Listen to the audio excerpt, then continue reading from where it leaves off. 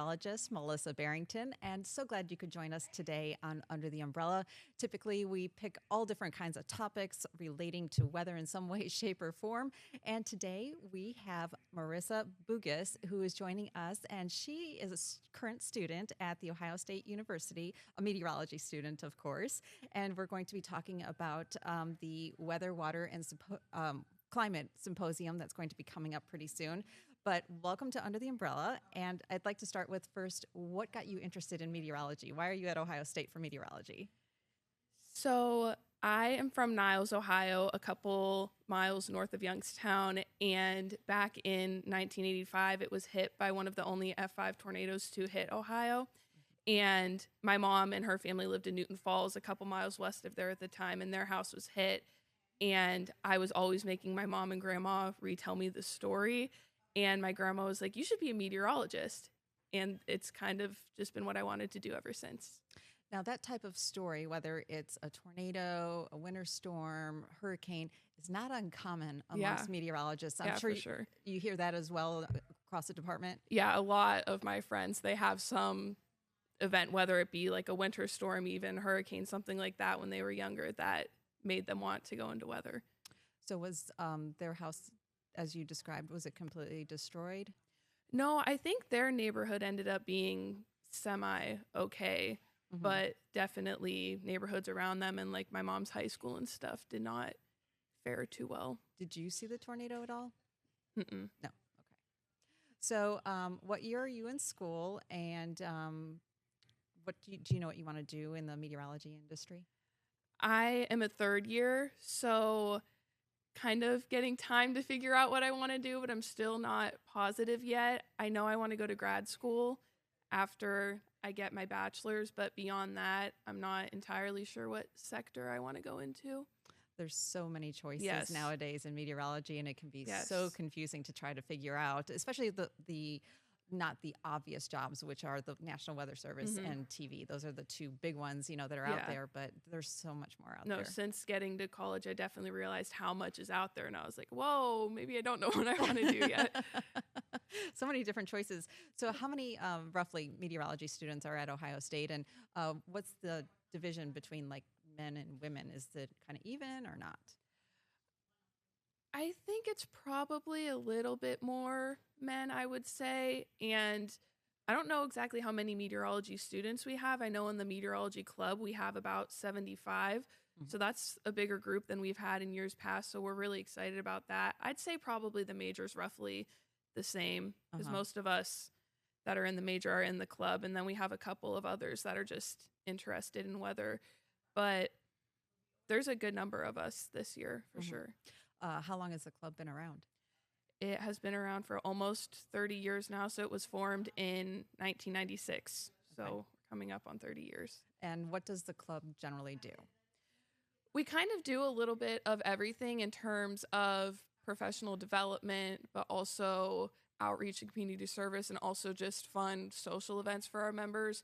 So professional development, we work a lot with the National Weather Service. We do what we call the road show, where the meteorologists will come in and kind of just talk to us about their story, how they got to where they are. And then we'll also do tours of the National Weather Service office in Wilmington. And then community service outreach, we volunteer at the Bird Polar Climate and Research Center, talking to students there and introducing them to meteorology, as well as just local elementary schools around Columbus, talking to them again about meteorology and just telling them what we do. And then we do fun social events, like we have our Halloween party this week where we all just dress up, we all bring food and just play games, that kind of thing. We do a Christmas one and fun stuff like that. So we do a little bit of everything. Do you guys do a internal forecasting contest? That is more related to our forecasting club. So that's kind of separate from the meteorology club, but I know they participate in the WX challenge. So yeah, that's our broadcast room. So they can film some broadcasts in there, and that's a really good feature that we have at Ohio State. Yeah, Sam here, he was very generous here of showing me around, and he was showing me the graphics in the room here. But you're not quite as interested in television, correct?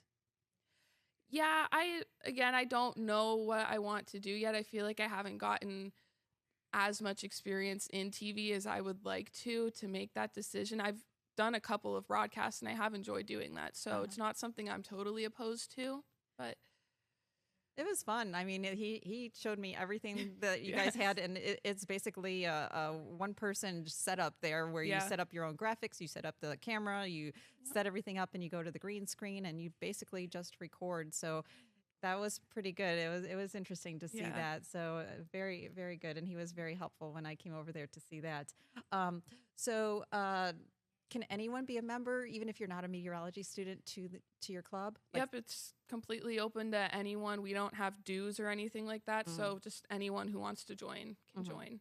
Now, this is the classroom, right, that you spend most of your time in, I guess? Yes, that is where all of our meteorology classes are. That's where we have all of our meetings. We are in there quite often.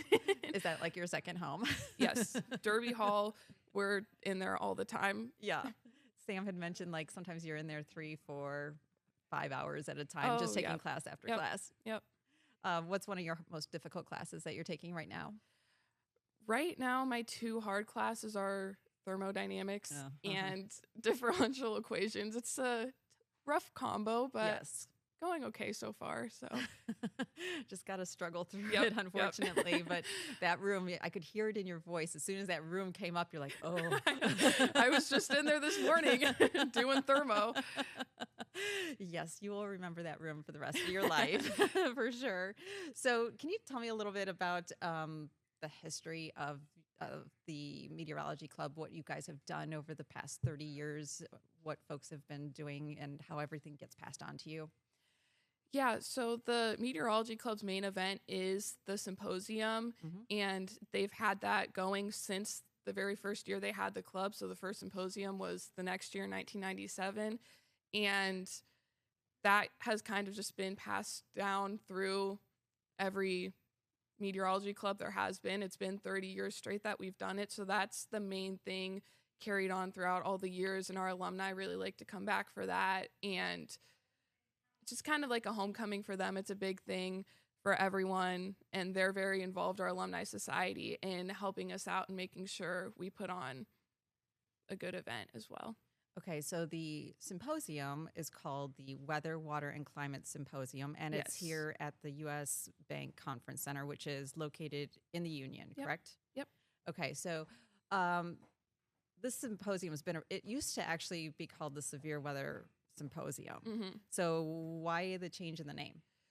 Yeah, I think they changed the name right before I got there or right around when I got there. I wasn't necessarily part of that change, but I think calling it the Severe Weather Symposium kind of keeps us restricted to just talking about severe weather. And like we said, there's so much more to atmospheric sciences than just severe weather. Not to say that that's not a huge interest of a lot of our students, but we have people interested in tropical weather and climate and hydrology and all that kind of stuff. So I feel like calling it the Weather, Water, and Climate Symposium kind of broadens it to a lot more topics that we could cover. So is that a topic that the club made as a group and they voted on what it was going to be changed to? Or was this something that a professor said, we need to change this? They likely changed it as a club. I think this happened right before I would have gotten to Ohio State, but that's usually how it goes. If we want to change something, kind of the executive board brings it up to the general body and then everyone votes on it. Okay. So you're trying to open up and widen your audience then by not just focusing strictly on severe weather. Yeah. So do you know, does it cost anything for anyone to go, or can anybody attend this symposium? Yeah, it's open to students, our faculty comes, just other meteorologists from the area, and just general public. Anyone is allowed to attend, and it's completely free for whoever wants to go. And is there a limit to the total number of people that can go to this? Because it's in a theater here. I think the capacity of that room's around 300. So probably around that much. But we do also do a Zoom option. So if people aren't able to attend in person, they can also watch the whole thing live streamed on Zoom. Yeah. Is it also something that you guys maybe have put in the past, like where you can even check into it afterwards? Like if you couldn't make it that day even? Yes. Is that available Yep. online? Yep. That Okay. would be a recording of it would be on our website. So does it cost anything to attend this? Nope. No? So where can folks find, like, if they want to attend this particular symposium, and when is it?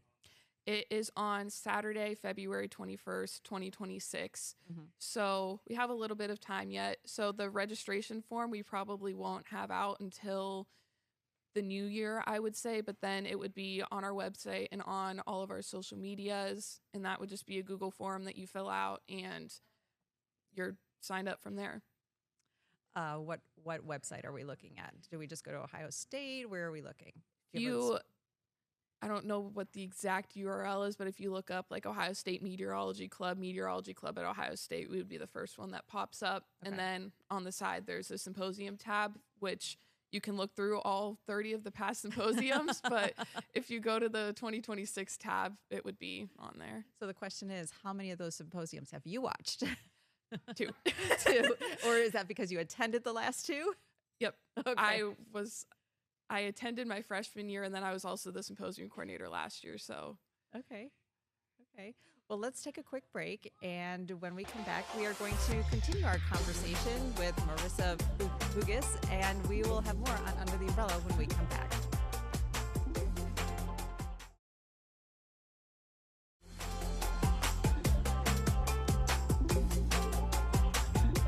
Well, hello and welcome back to Under the Umbrella. Today we are talking with Marissa Bugos, who is the Ohio State Symposium Coordinator for the Weather, Water, and Climate Symposium that is held at The Ohio State University every spring. And I noticed over the years, I've attended this symposium on and off. Sometimes it's in February, sometimes it's in March. Is it just based on a student schedule, or what's the reasoning?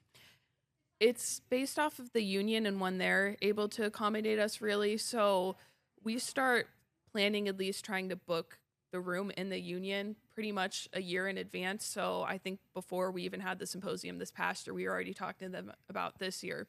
So it's kind of just up to them when they're able to host us. So this year they just couldn't really do anything in March, and we try to keep it to like a Friday or a Saturday so we can get the most people to attend. So it's really just up to them and when they're able to have us. So do you know who any of the speakers are yet for this year? I do. Okay. Can you spill the beans a little bit, or? Not yet. We are waiting until we confirm our final speaker. So we're waiting on one more of our 6. And then we're trying to plan like a fun little reveal for everyone. And that would be on our social media as well. Okay, because I know last year Mike Bettis from the Weather Channel was Yes. there. We had Aaron Wilson, who is the state climatologist. Yep. And then there was another gentleman, Eddie, who actually used to be our intern. I can't remember his last name off the top of my head. Yes, Eddie Wolf. He is at University of Illinois now in Champaign, and he's doing tornado research. Yeah. His talk was very interesting. Mm-hmm. And I don't remember everyone else that was there, but those 3, I knew all of them, like personally. I've known all of them. So, and it was so interesting to me. Mike Bettis, he said he was there for the very first symposium, and he was still there last year. And Mike and I don't know if you know this, but Mike and I both worked in Columbus at the same time at opposing television stations. Ooh. So I never met Mike until I went to the Weather Channel. And he came like a year or 2 after I'd been at the Weather Channel, and he showed up and we're like, hey. And this was the first time we actually met. But when I saw him last year, it was like, yep, just another reunion here in Columbus. I think that's how it is for a lot of people. They come back after all these years, and some people are still there. I have run into quite a few people that I've known over the years, you know, as I've come and gone, like going to that particular symposium. Is there a particular theme other than weather, water, and climate? Is there like an umbrella underneath that, like what the theme is for this year? Not really. I don't think we ever have a set theme. This year, it's just kind of, I would call it more of like a celebration because it's 30 years. We really just want to make it special for the students and the alumni, because putting on an event like this for 30 years is something to be very proud of. And I know as an executive board, we know that we're capable of putting on a really good event. So we're going to try to make it the best that we can. And this is completely student run, is that correct? Yeah. So as the symposium coordinator, I'm responsible for pretty much everything from booking the conference theater to booking the speakers, their accommodations, making name tags, programs, all that stuff. But the executive board is so, so helpful. Sam's the treasurer of the meteorology club. So I work with him a lot because obviously we need to budget for this. Yeah. And just the rest of the executive board in general, they're very helpful. I know if I needed anything from them, they would help me out. And then our advisor, Dr. Hauser, she's also very supportive of us and very helpful in whatever we need. So you're finding that you're getting skills as an event coordinator as well. Yeah, apparently. Are you finding this fun? Yes, it's stressful. Yes, very.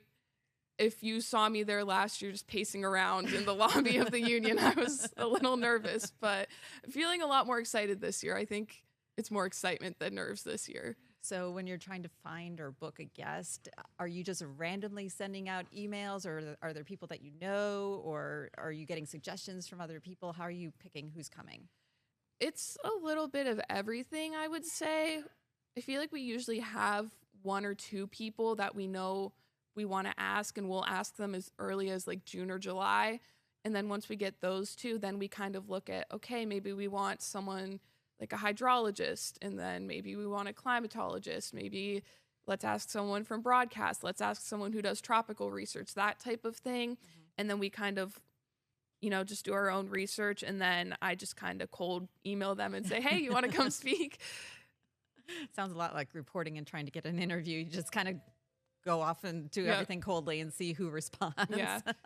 So are all of your guest speakers Ohio State alumni from the meteorology department?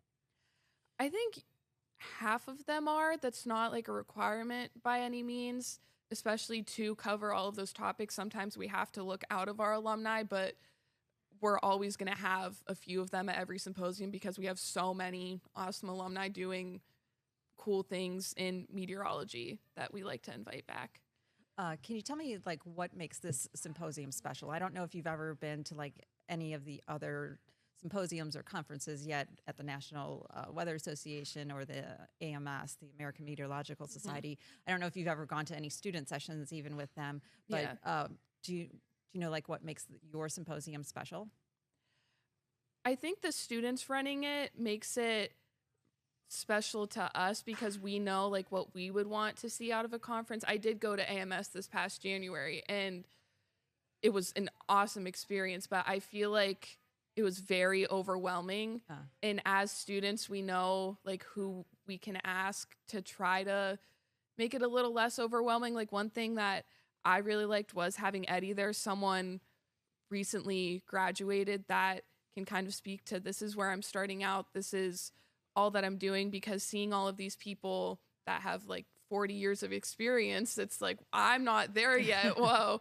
So I think having it completely run by the students, and we really listen to the general body. We always bring up ideas about the symposium to them and let them vote on it, let them tell us what they want, and we try to cater to what everybody wants. And the symposium, it's an all-day event. It's not just a couple of hours, right? It's from 9 to 5. We're there all day. And each speaker talks for how long? About an hour. So I tell them that they have an hour and they can speak for as much as they want of that, but they also have the opportunity for like a Q&A after. So if they want to save like 20 minutes of their hour for that, they're more than welcome to do that. Or if they want to talk for like 55 minutes of it and just have 5 minutes for questions, it's up to them. The question and answer session is usually pretty interesting because people bring out all different kinds of things and they really kind of pick at what the speaker is talking about. So I think a lot of folks really learn a lot with the Q&A. Yeah. And for students, that's got to give you a great opportunity to get more insight onto whatever the topic may be. Yep. Yeah. That's why we kind of leave it up to them how much they want to do of that. We always suggest that they do at least like 10 minutes of it because I know a lot of people want to go up and ask questions. Yeah. Is there an opportunity at all for like anyone who attends this to actually talk to any of the speakers? Is there any time for that? Yeah, so we'll have 2 breaks built in throughout the day. One of them will be more for lunch, but then one of them is just kind of a break. So those are great opportunities for people to talk to our speakers or just speak to other meteorologists or professionals that are in attendance. Did you have a favorite speaker last year that you enjoyed their talk? Oh, gosh. I feel like since I planned it, I can't pick one.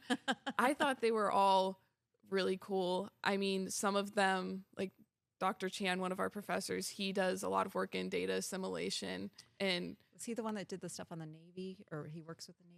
yes. Okay, I remember that. And Corey Martin, he does that kind of stuff as well. And that kind of went way over my head. But it went over my head too. I was like, okay.